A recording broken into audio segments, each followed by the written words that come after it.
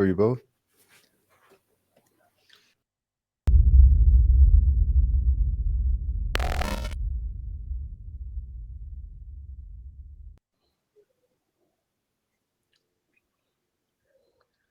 All right. Welcome back to Gnosis episode 8. Blessed to have two amazing guests with me today, Joseph Atwill and William Ramsey. I'll go ahead and skip your bios, gentlemen, and add them in post just for time's sake today.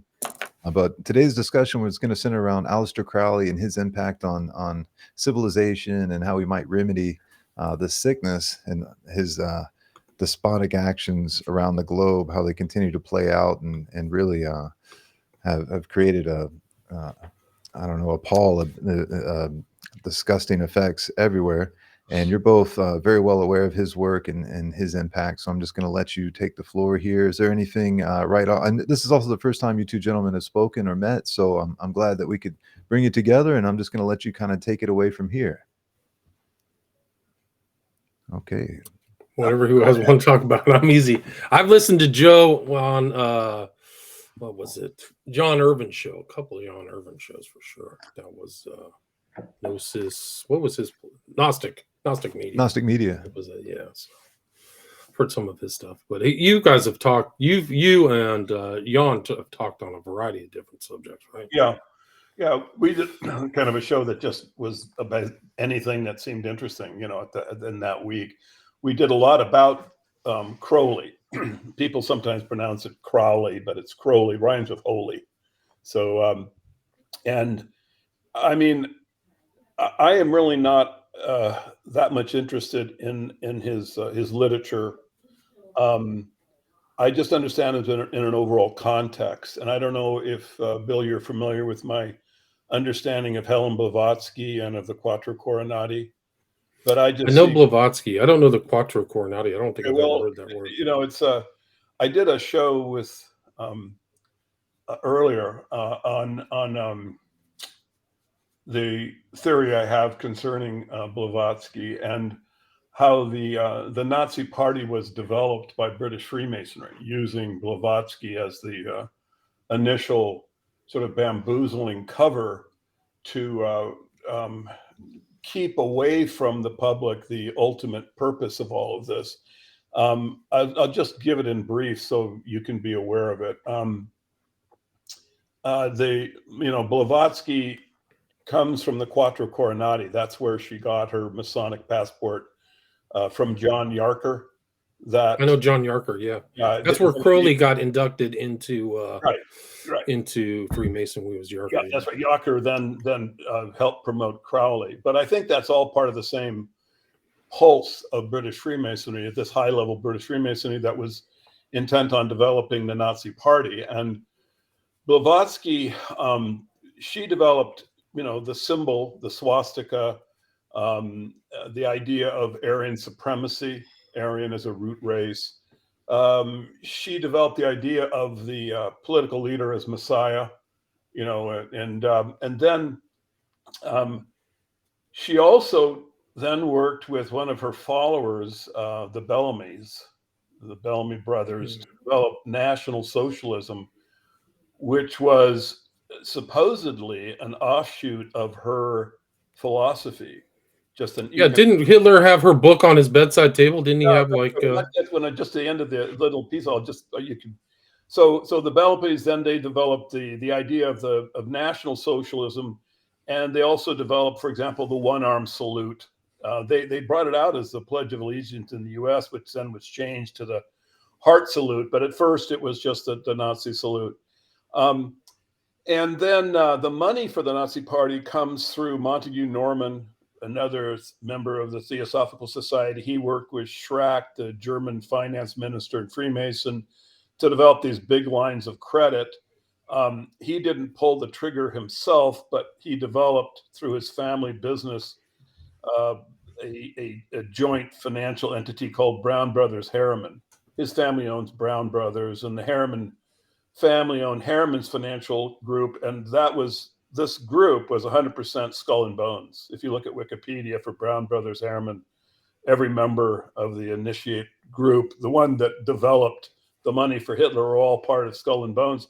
And this is where the idea that Prescott Bush, was a Nazi or Nazi sympathizer is because he was a Harriman associate and worked with Harriman to provide money. And they did, for the Nazi Party. Union Bank, yeah. Yeah, but then you get into the development of the actual legal party. And this again, Sabatendorf and his crew, the group around him, were all Theosophical Society members. And then at the end, the last part was the development of Hitler himself. And this was handled by Dietrich Eckart. And he's the one who has the deathbed quote where he says, don't cry for me. I'm going to have more, influence on Germany than any other person in history. I'm the one that gave Hitler the secret doctrine and showed him how to access the spirits through Blavatsky. So what I say, Bill, is this. I go, look, this is obviously a project because, first of all, the Theosophical Society philosophy is completely incoherent. No intelligent person would be attracted to it. I mean, if you read The Secret Doctrine by Blavatsky, it's just rubbish. 600 pages of just, it's just hardly even enters into stream of consciousness sort of stuff. It's just ridiculous. So all of these people and this group never was more than, in its inner circle, more than a few hundred people. All of these individuals were that produced the party, were members of the Theosophical Society. And because it's disparate, because you have the money, you have the economics, you have the individual Hitler, then you have the symbolism, that Blavatsky is doing, because it's so disparate. The only conclusion I can draw is that there's a centrifugal energy that's pulling all of this together. And I would just say that the mysticism is to be given to Hitler as the Nazi Party develops, because it's just a piece of bamboozlement between the party itself and the British Freemason individuals who organize the whole thing, so that when you look into Hitler and you go deeper, people will say, oh my God, he's a Satanist, he's this or that, that he has this mystical background. But the fact is, the mysticism is all just rubbish. It's just a political cover. Blavatsky came from Manzini. She was at the Battle of Mentana, where the Freemason army led by Manzini battled the papacy. They had these big battles, and you can see why they selected her for the project. She was hit with 2 bullets and took a saber blow to the arm. Now, this seems like it may just be an exaggerated story, but in fact, she was inspected by someone who had experience with war wounds. And he said, yeah, this is absolutely real. This woman had gone through really severe war injuries in her battle. So she was a mad dog Freemason advocate. Manzini brings what's called Memphis and Mizraim. You're familiar with that? Memphis and Mizraim, yeah. It's 97, 99 degree. Yeah, this hocus pocus Freemasonry. It's more bamboozlement, mysticism. He brings it to the Quattro Coronati, and they create this separate project that has on one side Blavatsky, and the other one would be Crowley. Crowley is just more bamboozlement, more, the general theme here is to destroy European culture and Christian culture. That's what they're really trying to do. And so they recognize that the sexual restraint needed for the production of family, and of course for then ethnicity, is the area they can attack. And this is why you have, Freud, the authoritarian personality science, sex, drugs, and rock and roll culture. I mean, all of these things are just designed to dissipate the energy needed to create family and ethnicity, and specifically the sexual restraint. And that's what that was Crowley's part of the puzzle. He comes from the same group that spun off Blavatsky, but it was slightly different project, but it was the same overall goal. It's just another someone who has absolutely intellectual rubbish as a philosophy, but then has as a mechanical aspect of what he's doing something that is really destructive to European Christian culture. Yeah, he integrated some of Blavatsky's stuff into kind of Thelema. I think it was her writing was The Voice in the Silence. She was actually ethnically German. I think she had some kind of von in her name. I think she's Converso. She's from where? Converso. Oh. I don't think she's legitimate. I would like to see a DNA test of her. I know her background as it's proposed, but I think that there's a lot of, inside of Freemasonry, there's a lot of converso genetics, people, families that converted during the Middle Ages, but retained some aspect of their Judaism and their, religion or tradition. And they were more easily to gather up into the Freemason project. I think this is the one that Yarker signed. This is Crowley's 33rd degree. I think that this is it. It's somewhere around there. It's out there, but you can see John Yarker's name right there. That's amazing. Yeah. I didn't even know that existed. That's incredible. Yeah, no, he's around. I mean, you can see him in all the regalia, all the Masonic regalia. Yarker's around. But yeah, these guys all knew each other. Crowley was very much, in the occult current. He ran into, forgot which the lady, some other kind of known occultist. So him as part of this kind of project, I definitely agree with you. I think that he hated Christianity. So I think that he would do anything to break down family, sexual license, all that stuff. So he was in, you have to remember too, he was in Germany right there at the Weimar Republic, right there at the end before Hitler took power. So he's in very strange places at very strange times. The US, World War I, when Mussolini marched on Rome, I think it was 23, he was there. So he probably was up to no good in Germany one way or another. Definitely. Yeah, I mean, these people are hard to actually pin down, sort of, like you're in a court trial. But I would say that as an explanatory power, the idea that they're part of this project, it is clearly the strongest, way of understanding them. And you have to remember that every spook, every agent of an intelligent operation has to have a false identity. I mean, it's just axiomatic, right? So when you look at Crowley and Blavatsky, of course, there is the overt face that they represent with their philosophy or, whatever. But you have to assume that that's just a spook. That's just what they're doing to, be involved in their project. I think so. I think people have, analyzed Crowley as just a pure intel agent, but I think that he was really dyed in the wool occultist his whole life, all the way to the end. I don't think he ever gave up on it. He was still writing Magic Without Tears and doing his magical stuff all the way till the end in 47. So he was clearly an asset. Like he always got let back into England whenever he wanted to.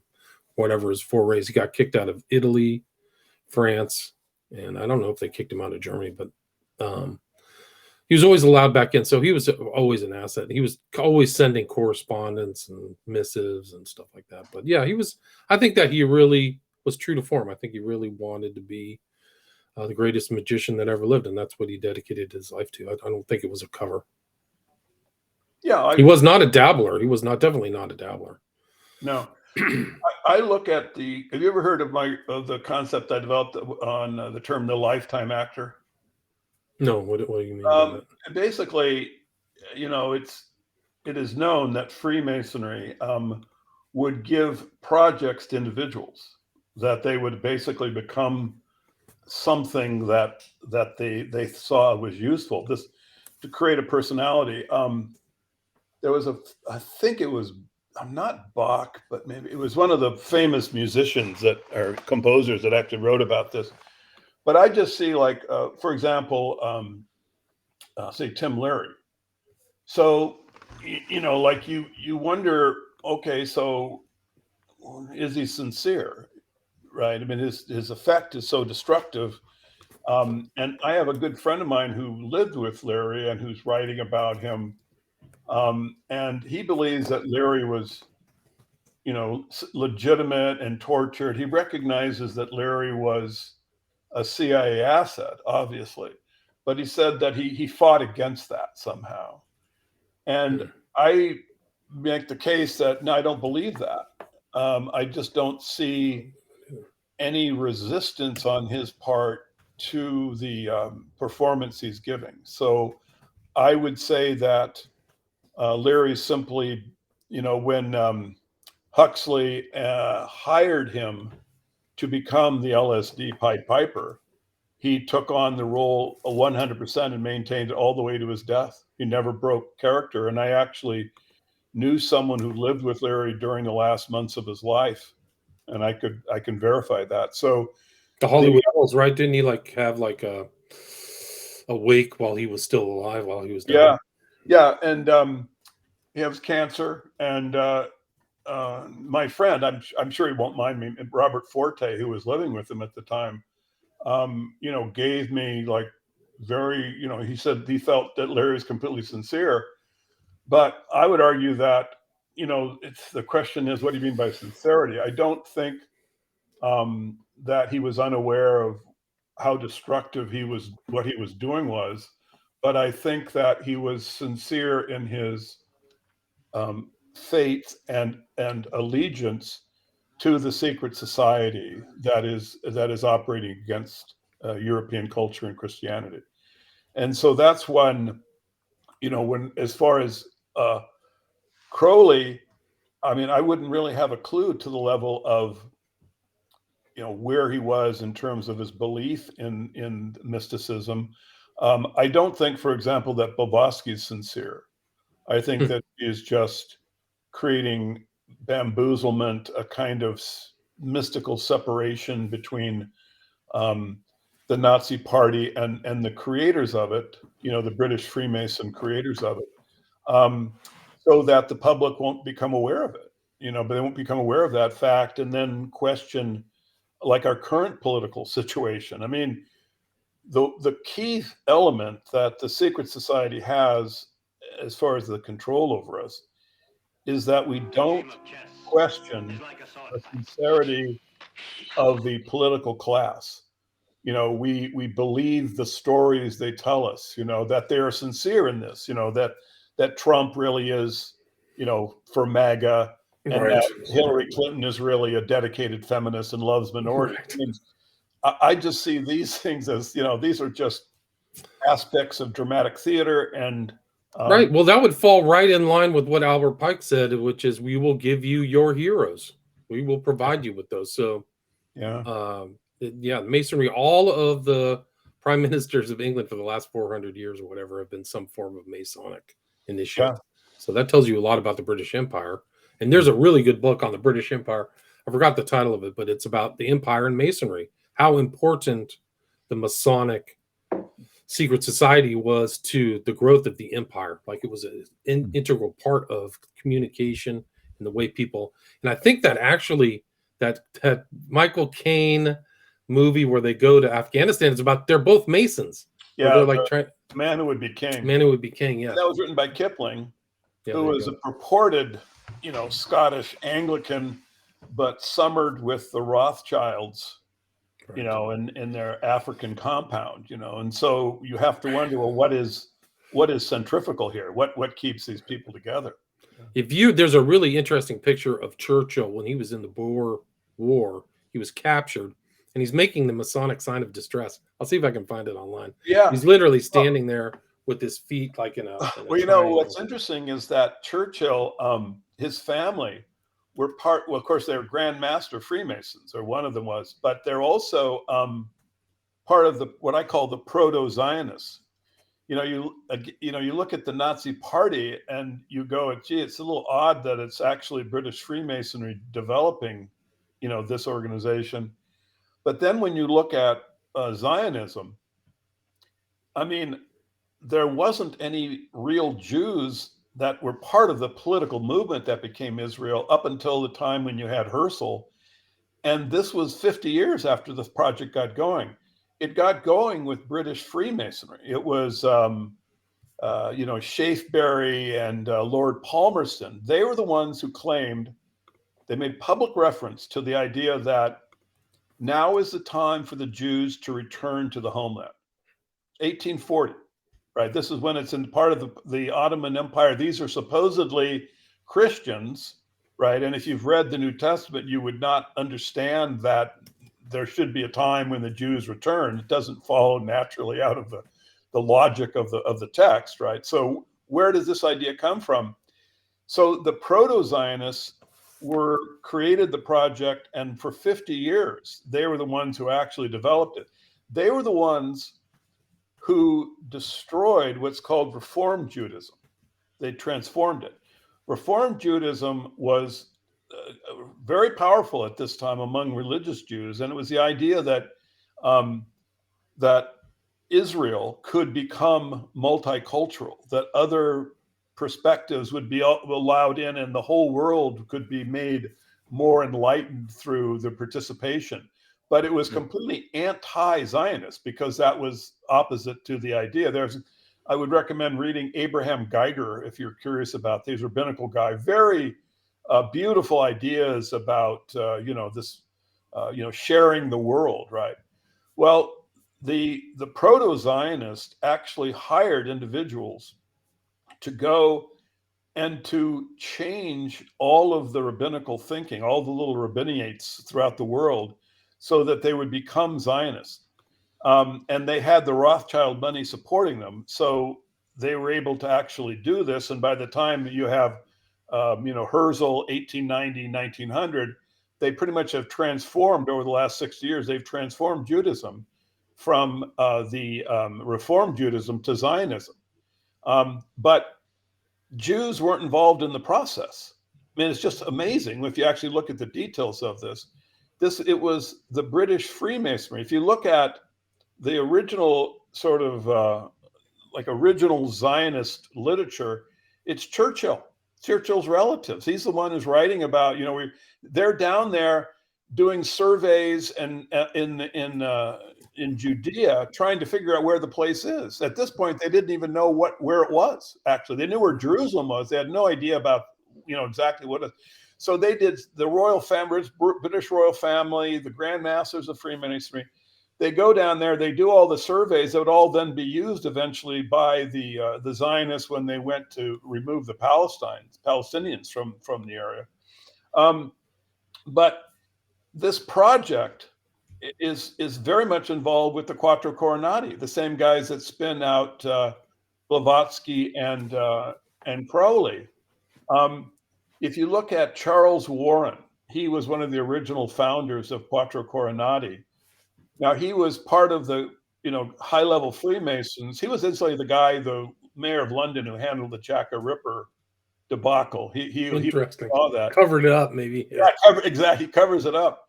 So he becomes, Warren then is a massive proto-Zionist. He's writing books about we've got to get the Jews back to Israel. He's just obsessed with it. And then he becomes part of the Quattro Coronati, the 7 founding members, which then goes on to promote the Nazi Party and the degenerate mysticism of Crowley. And at the same time, from the other direction, they're like funding Herzl and getting a kind of active religious Zionism going. It looks to me, Bill, if you ask me what happens, I would say that they maneuvered Europe to destroy as much as they could of the German race and maneuver Jews to move down to Judea. That's why at the beginning of the Nazis, Hitler was the biggest Zionist you ever saw. When he took over, he was actually lauded by Jews for the funding of moving, emigrating Jews to Palestine. But then, of course, you have World War II and this all disappears. But I mean, my honest opinion is that that's what happened to Europe, is that you had these great forces that were able to create the Nazi Party, which was strictly created to destroy the German people with. And at the same time, to make Europe such a hellhole that the Jews would have a reason to move down to Israel. So I think, I mean, I know that that's, you know, like a broad stroked historical concept, but that's my honest opinion. I don't think it's any, surprise that the state of Israel was founded after World War II. I mean, it's natural following the Holocaust or Shoah or whatever you want to call it. So whether it was all structured that way, I'm not really sure. I think the Nazis definitely and Hitler got way out of control and pushed to the, to have a disaster. World War II was a disaster. So whether it was all intended and how much his financing was. And I mean, the start of the Nazi party is just redolent with occultism and a lot of homosexuality, kind of strange birds. Hitler's background is a bit sketchy. They destroyed all his records, but yeah, he might be a clandestine Rothschild, is what I've heard. I've heard that too. I think even personally in my research, he was a quarter Jewish. So from his dad's side, his dad's half Jewish. Huh. Schickelgruber, that was the real family name. They used to tease him about it in the German press. Wow. But yeah, I did a full thing, read through. It used to be called the what's it called, the landing, I think it was the landing. No, I can't remember what the report was, but it was a report that was put together of his background, and they got him pretty good. I think they understood it, and when I think it became The Mind of Adolf Hitler as a follow-on book, but it was it was really a group of psychiatrists who put together a profile of Hitler. It's very interesting. I read it. You can find it on William Ramsey Investigates. I read the whole thing into the record. But yeah, the Thule Society. Hitler was always kind of, he said he was a pagan, 1929.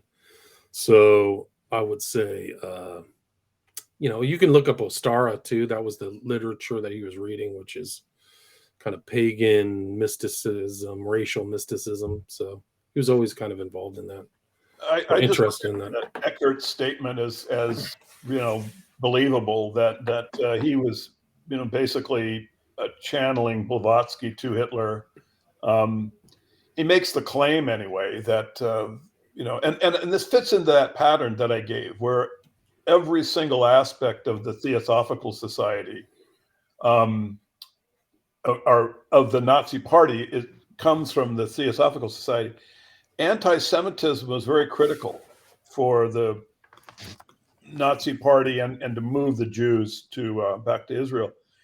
And in the 1920s, the thing that was really animating it, anti-Semitism was at kind of a low tide at that point in Europe. But then the protocols of the Elders of Zion were discovered and were circulated, particularly in Russia, but also in Germany, and they sort of had a strong cultural effect. They were discovered by Julinka, who was Helen Blavatsky's personal secretary. Now that seems a little odd to me.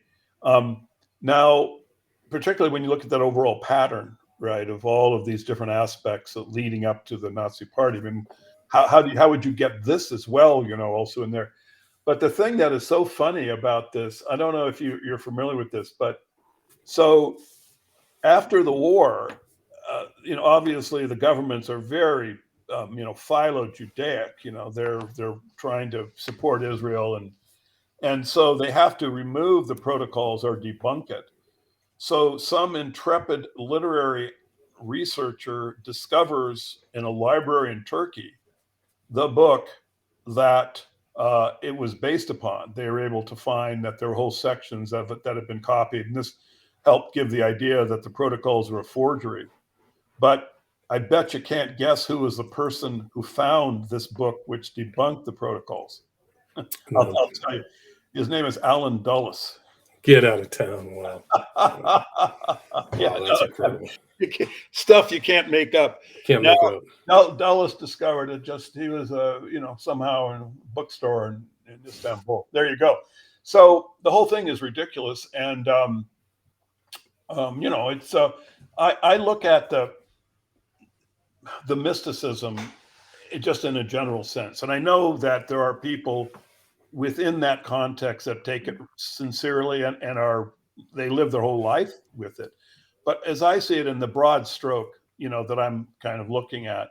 I just look at it as bamboozlement. It makes people think poorly so that they are easier to control. It is a camouflage to the actual historical inputs, of a process. Keep that up for a sec, will you? I want to explain that to you. Yeah, you look at Hitler and you go as far as the mysticism, you go, well, there it is. You don't need to go the next step back. And then, of course, it's also, it promotes degeneracy. I look at Crowley's stuff in the same way I look at Sigmund Freud's, our Herbert Marcuse, Eros and Civilization. This stuff is absolute intellectual rubbish.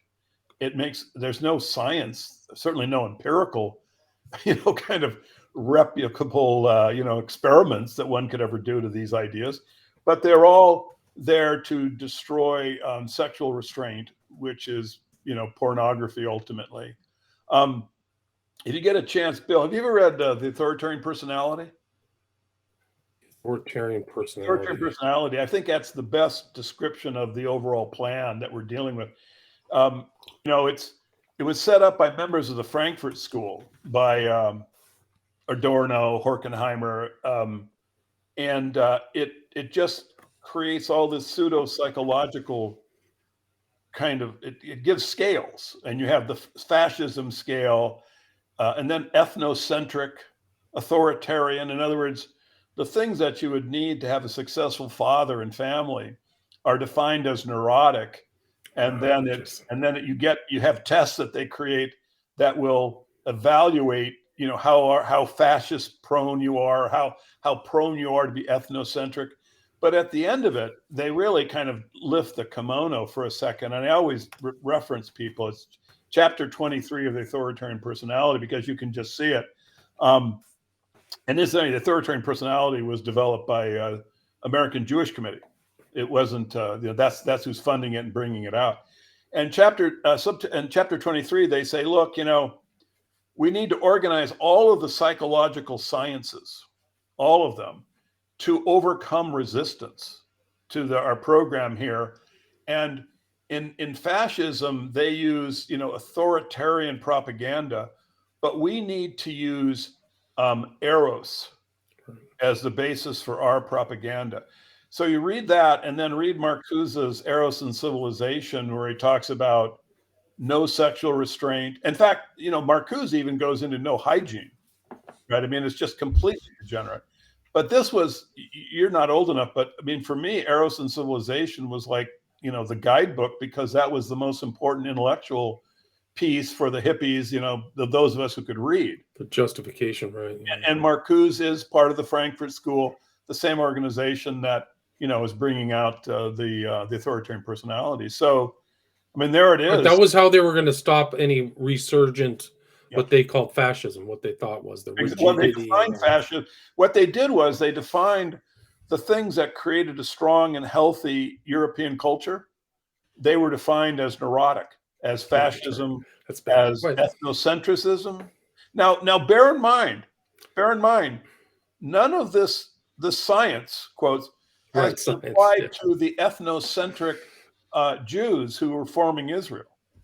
And of course not, because that wasn't the attempt. That wasn't what the intent was. The authoritarian personality and Marcuse are both intellectual Jews whose family members probably were murdered. Every Jew has somebody who's murdered. So they were trying to figure out, it was actually the Milgram experiment, all that stuff was based upon people's harrowing, nightmarish experiences in World War II. That goes back through this occult theme. But they were trying to figure out a way to not have it happen again. And their analysis, I don't agree with it, but that was the basis, is like, how do you stop these kind of marching, jackbooted events? Go back to that picture, can you? I want to. Sure. This is an interesting. It ties into Crowley. I just wanted to interject one thing real quick, because you had an amazing presentation you did with Sean McCann on Eyes Wide Shut and the symbolism. You know what? I'll dig it up. I'll go back to the one you were describing here from your documentary. But it's an interesting point, because it ties in with Crowley and Hitler. So this is the international. Absolutely. This is the swastika. It was okay back then. It doesn't have such a negative connotation as it does today. But Crowley's writing under the Master Therion. That was his fake name. Lewis Wilkinson would talk at his funeral, and Arthur Schnitzler is the author of Traum Nouvelle, which is the basis of Eyes Wide Shut, which Kubrick was always trying to get to Traum Nouvelle. When you look at the history of Kubrick, he wanted to do an Eyes Wide Shut type film based on Traum Nouvelle for like 30 years, his whole career. So it really was the kind of icing on the cake or the cherry on top of the old sundae was Eyes Wide Shut. But the International was run by a guy by the name of Virek, who was like Crowley was manipulating him and like in a kind of intel thing and planting stories and doing. Crowley was doing really ridiculous stuff in New York at the time. What is Virek's he was half German, half English. One of his first interviews in 1923 of a new political figure was Adolf Hitler. So you can go look at that. So one of the earlier, so there's a direct tie between Crowley and Hitler. And Crowley eventually, after Hitler was fled Germany or whatever after 1945, said before Hitler was I am, and their political outlooks were very similar. They had a very slave state, master race, triumph of good, triumph of will. So there's a very considerate overlaps. And I covered that in my book, Children of the Beast. You can read that. And Hitler had other books. It's not just he was influenced by Blavatsky. I have a book by, I forgot the author now, but Hitler was underlining all that stuff in his library that was preserved. Not all of his stuff was preserved, but the library that's at Brown University has these other magical books that are like Magic and Theory and Practice. Crowley might have actually lifted that from another guy whose name was Schertl. Schertl was his name, and he sent a signed copy of his book on like magic, and it has all kinds of interesting quotes, like the possessed man has the destiny of the world at his hands, all kinds of weird Hitlerian type statements. But speaking of possession, it's interesting because Joe, I've heard you kind of disparage Blavatsky as being into metaphysics and speaking of the spiritual dimension, but what William just described, this possession, it seems to be part. Exactly what's happening when people go into these rituals and these secret societies is that they are opening themselves up for some type of possession. Now, of course, that's something I was always curious about. Your position, Joe. Do you have a spiritual perspective on life, or are you more strictly pragmatic? Five senses only type of individual.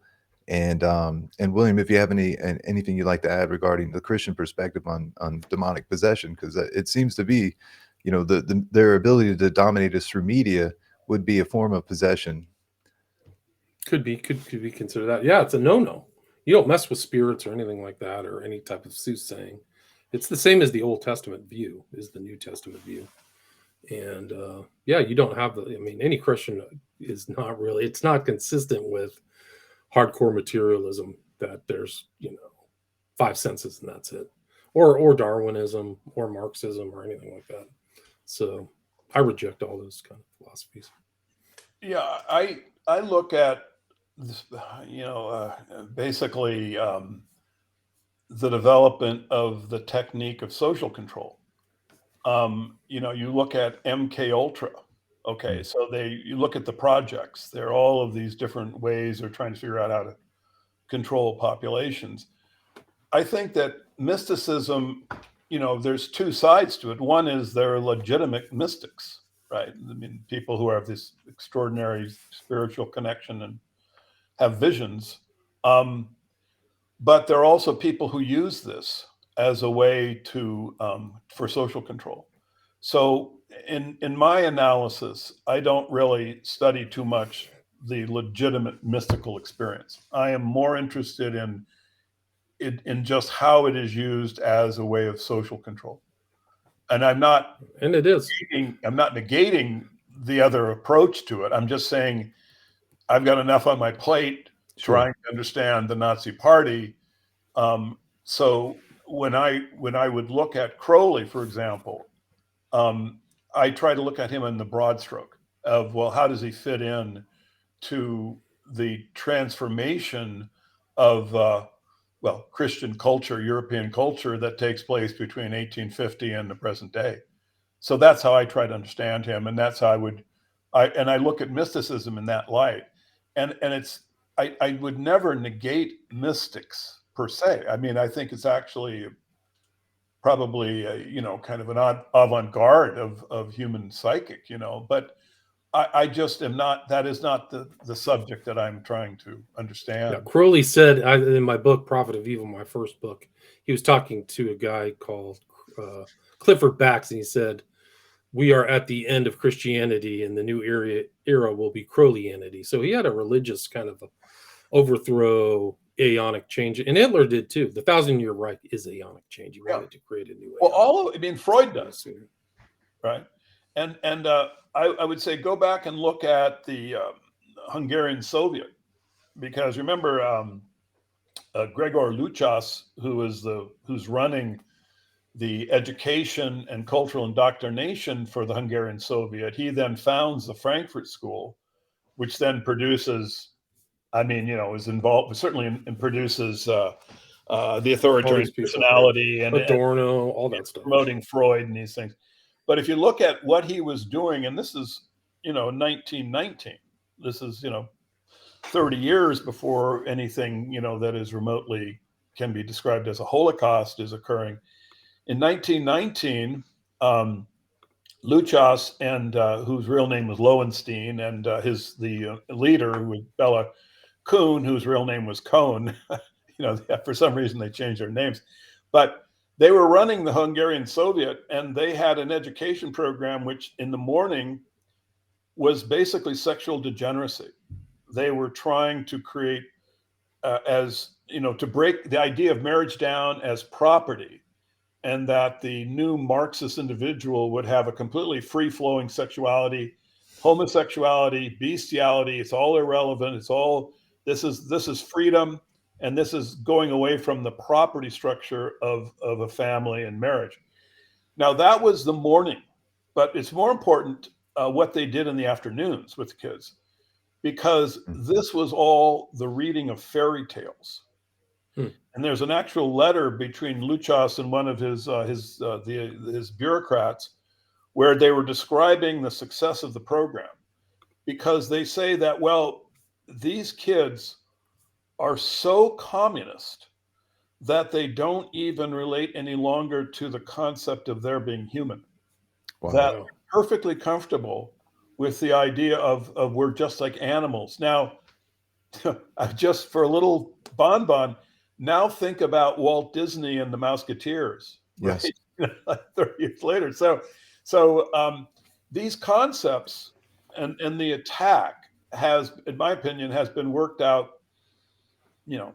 long before even World War I. They had studied these things and had come up with a plan for how to tear apart Christian culture. Yeah, Crowley's outlook wasn't much different. So he believed in total freedom. So part of that was the sexual kind of freedom. And I think that he would be right in line with the Marxist in trying to use that as a means of overthrowing, current culture and society. Yeah. So when I look at these things, I'm always trying to weave them into an overall pattern. And it's a weakness of analytic approach, because, you would tend to have a bias of creating the pattern. But I also think at the end, you come up with a good explanatory power for the whole process. You can kind of.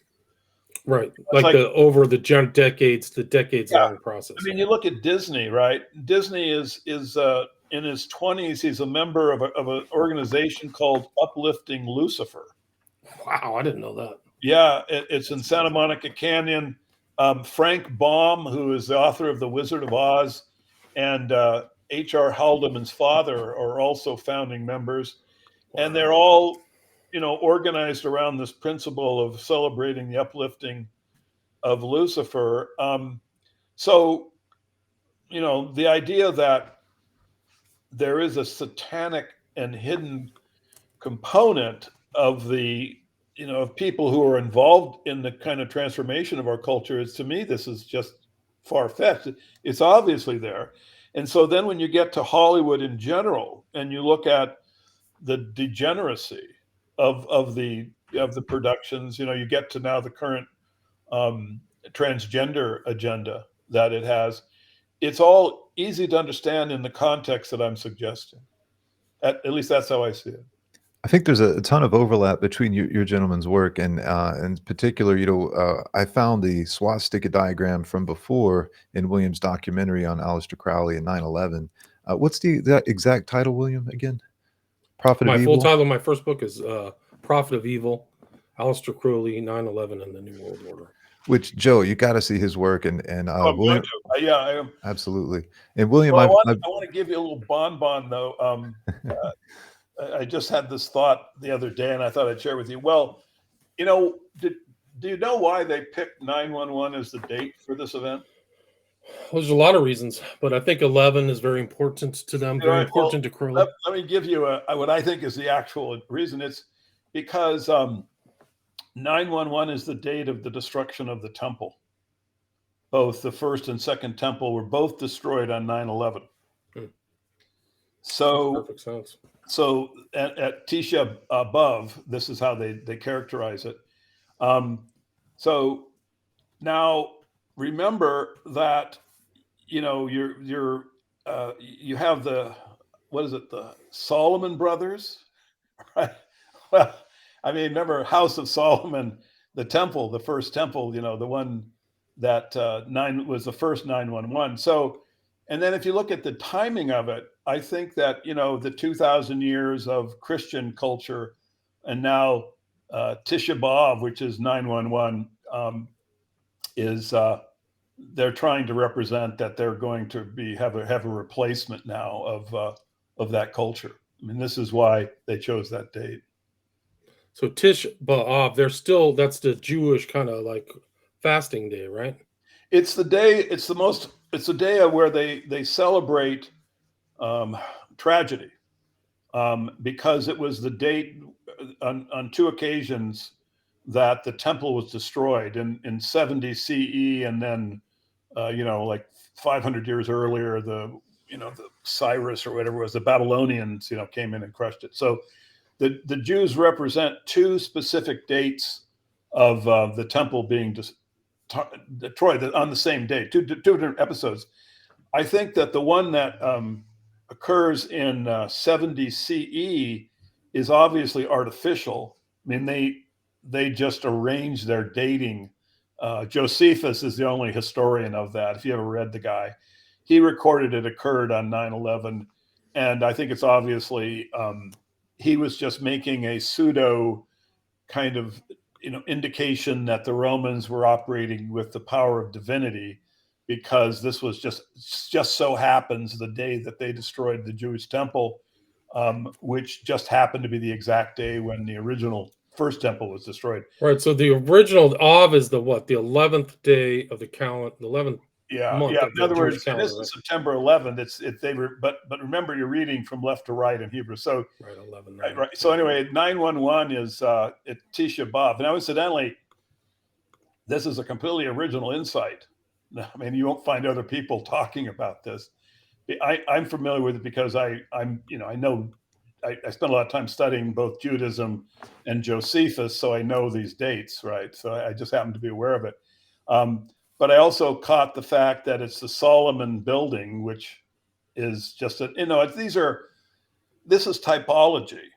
It's not verbatimism, but they are representing it symbolically for the cognoscenti who can enjoy, their control over historical events.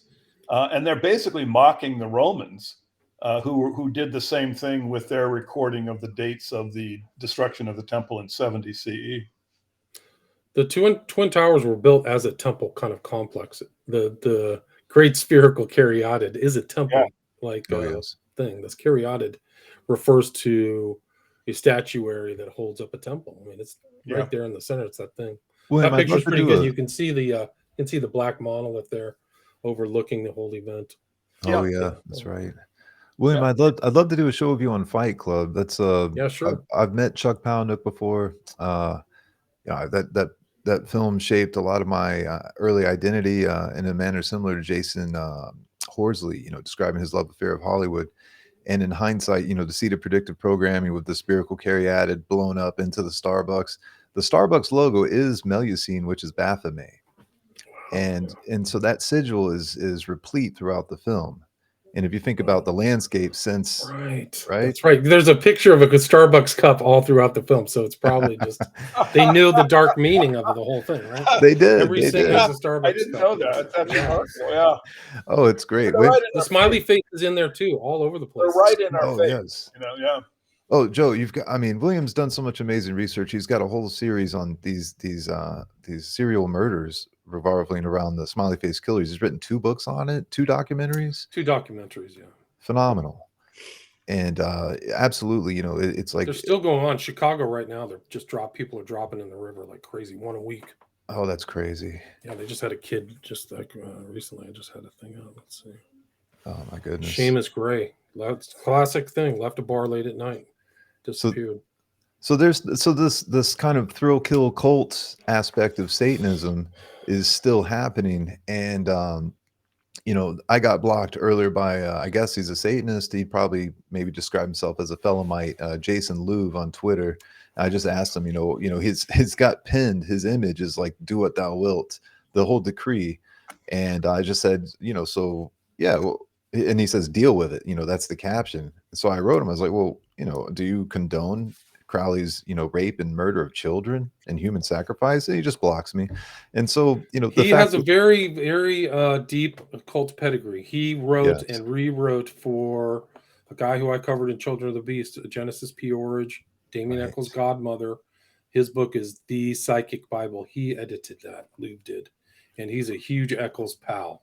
He was at Eccles' most recent hearing in Arkansas probably 2 or 3 months ago. So oh wow, be careful of that guy. Yeah, I will. Thank you. And you know, they're out. Yeah, he had there. Lieber 77. I think I saw that on Twitter. No man, no God but man. But this is the most recent dead guy right here. He'll probably show up in the water in about a month or 2 or 3 weeks.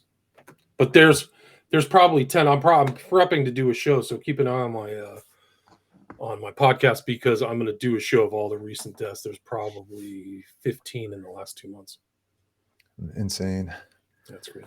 Yeah, you know, it'd be something if, you know, I know there's a lot of antipathy towards Trump. And, you know, what I appreciate about this conversation is that we all have our own independent perspectives, and we don't feel the need to belittle or step over someone else because we may disagree, because we're having a great conversation. And that's the ethos I hope to present in all conversations. And so if Jason Louv wanted to come on and defend Crowley, I would let him. This is America, freedom of speech.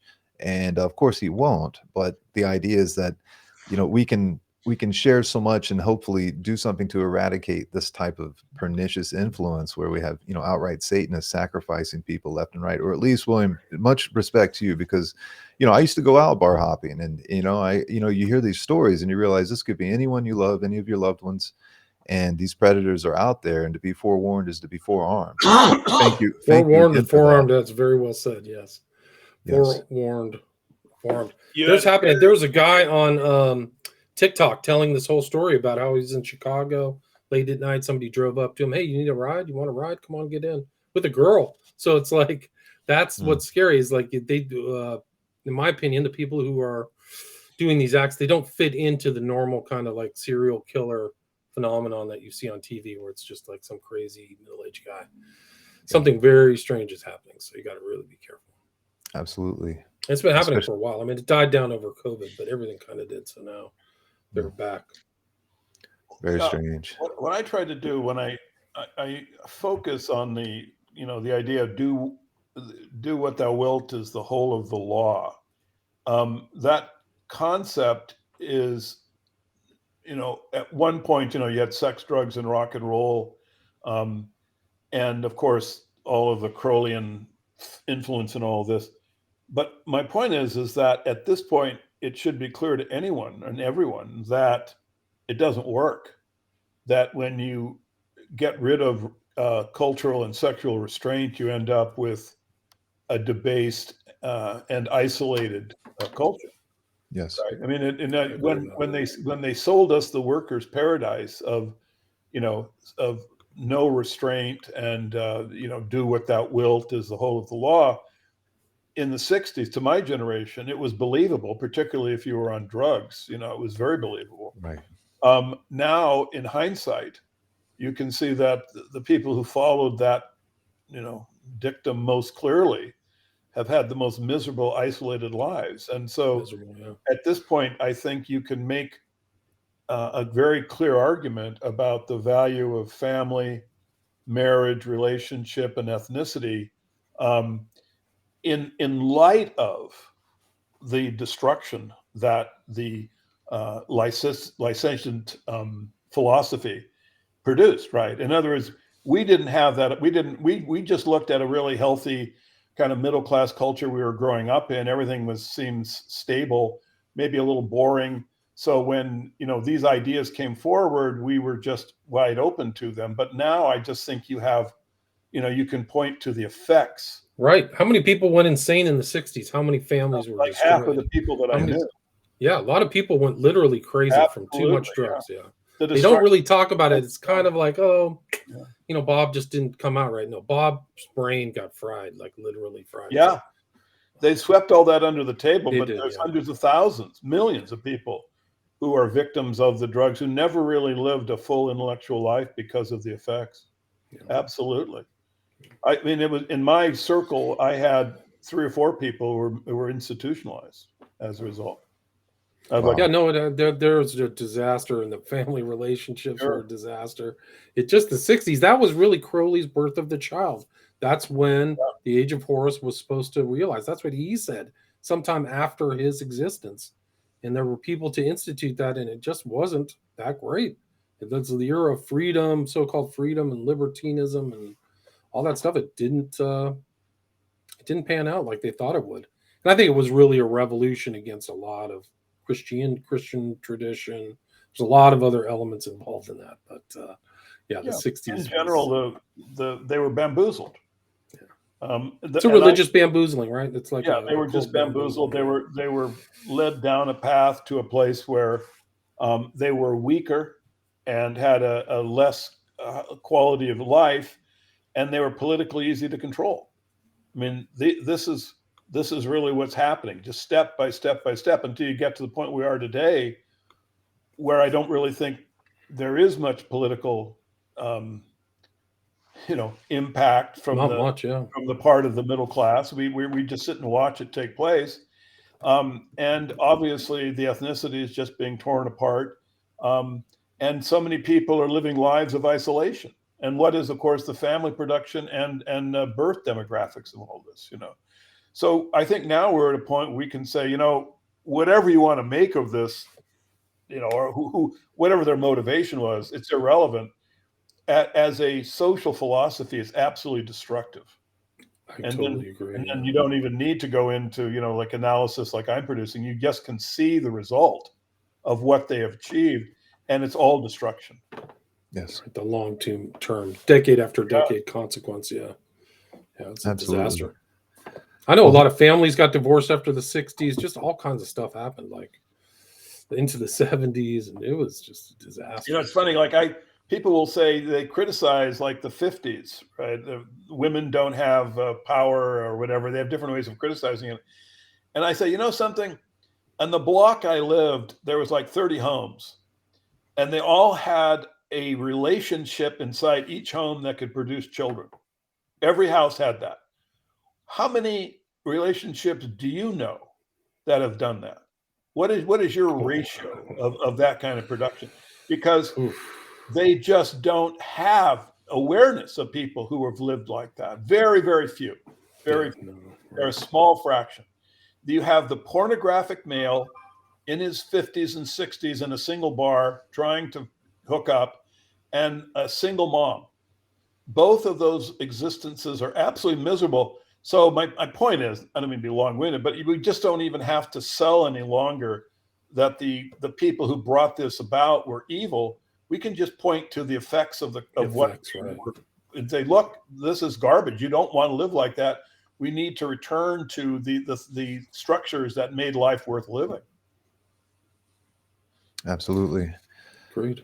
Yes. A lot of people are trying to go back to nature. They want to go emulate the Amish or something like that, and can't really blame them, because you can probably just live off the system. The system can't grift off you if you produce your own food, if you're in a stable relationship. You can get your own drinking water. You can actually denude the system of its power. The beast system gets weaker and weaker the more you feed yourself healthy food and stuff like that. Yeah, we have to, brother. I mean, I've got like 5 raised beds, a fruit orchard, my own water, and honeybees.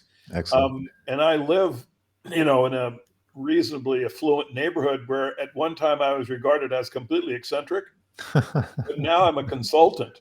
Excellent. Everyone can see the effects of the toxicity.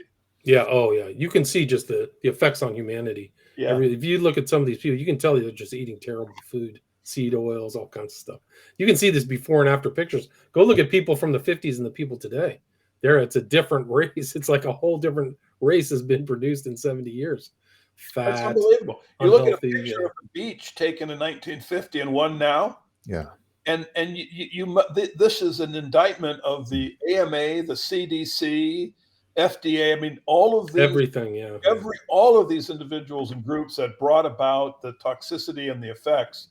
And if you look at how fat and weak people are, remember, their minds have had the same result. Right. The body are not separate from the mind. They can't think clearly, So I think that's probably the great MK Ultra of the whole society, is that they've actually transformed society into something healthy, self-sustaining, into frail, pharmacological, wrecked.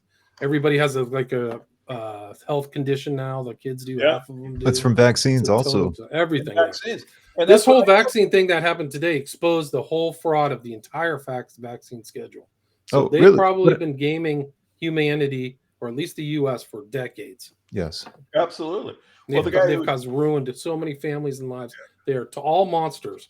Gates, Fauci, everybody involved at the CDC and FDA.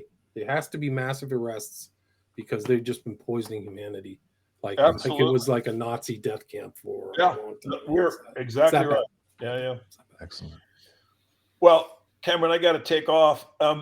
Bill, thank you. It was a pleasure meeting you. Yeah, great talking with you. Congratulations on your books. They are really valuable. And I hope that, they're widely read. I mean, we need to have a really good exposure of all of the mystical bamboozlement that we've been subjected to. I'm going to put a new addendum to Prophet of Evil with your name in it, both of you guys, for the Bishab.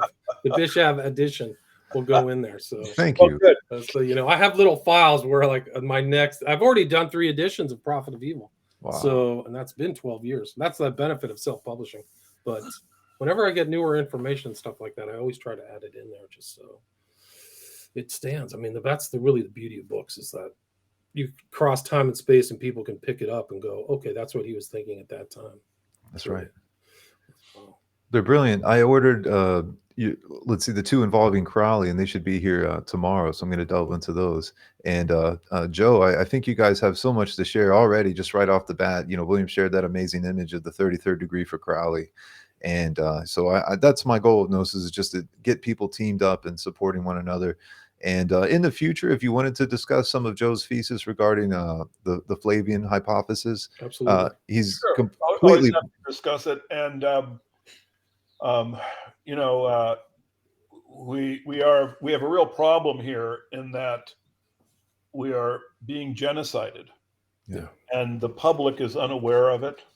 So I think all of the research people like ourselves have this responsibility to be bold and energetic to try to get this information out. It's critical. Well, I've got I just uploaded my 36th episode of my Bioweapon Blues series. So I've been trying to follow. I know you really are doing good work. Wow. At least people can check it out and follow up. Yeah, they'll be there. Yeah. Hats off, sir. We'll talk soon. Okay. All right. Yeah. Keep in touch. Thanks for the invite. Hi, Joe. Good Thank you. Both of you. Excellent. Thank you so much.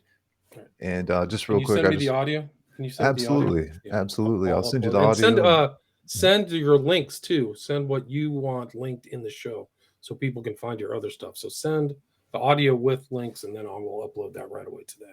Sounds good. And I'm trying to do this thing with